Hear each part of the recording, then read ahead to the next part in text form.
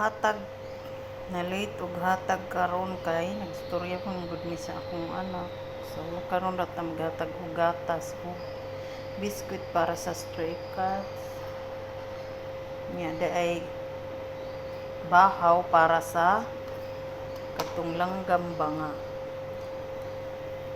dayo lang.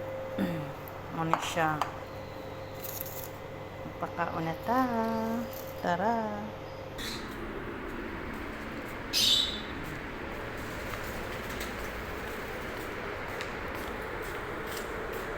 Ano sila kung gagantay, di makita naman lupad niya, ang lupad ni kay doon lang niya na ta arisot iring.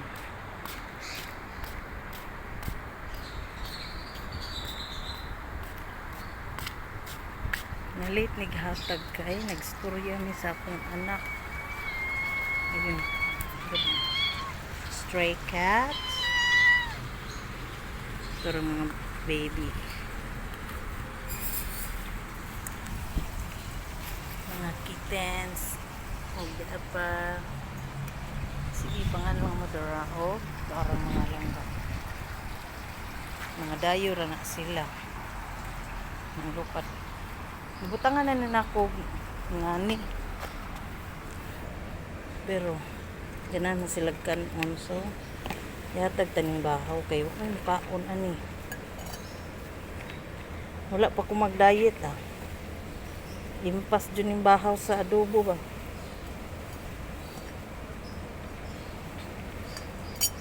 Adobo nga arang kahalang kayo. Nya kay nag-diet man ko. Ano?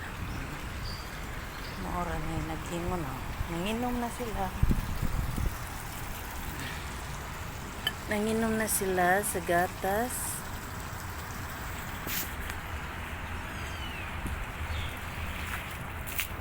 Samtang ako na Miss Bis, late na ko na human karon kay istorya man gud sa akong aman unta na ko maayo na kay ang butang bata.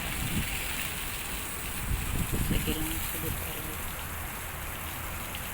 Nangaon na sila.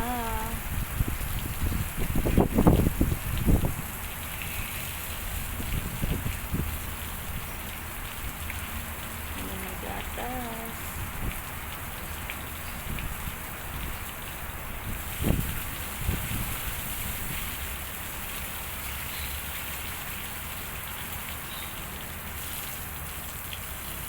Samtang ako na Miss Bis.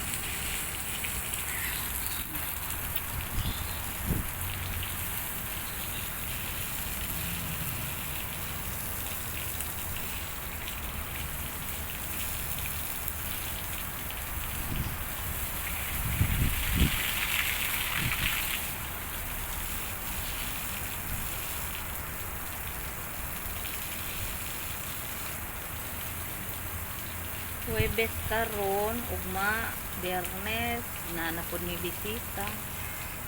Maghikay na pod ni hikay to the max kay naay bisita ugma.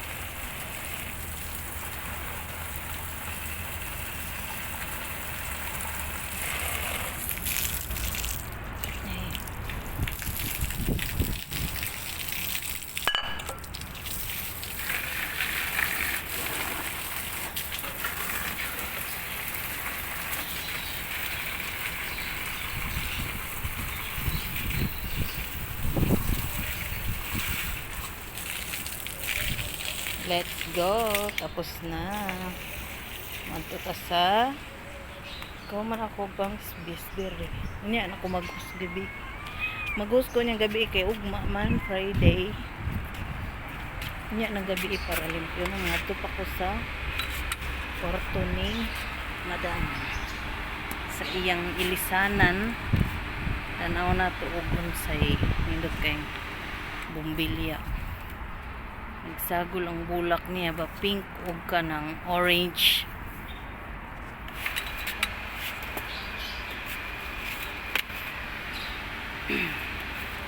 Ato sa kwarto ni Madam Dami iyang make-upanan. tanaw na to kung sa'y itsura. Ito pang limpyohan. Pag naglimpyo mo ko sila gabi wala na ko kasaka kay dito man natog yung anak ng lalaki.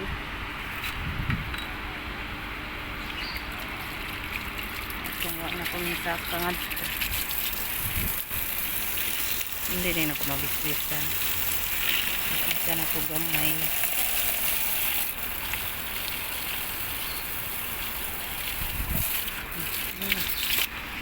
Wala ko gamis dito. Nandito na tasa. Masaram to kong dama.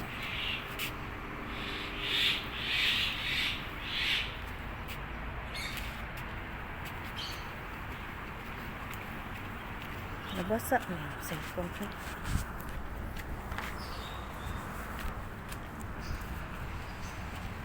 Toro sila sa cook.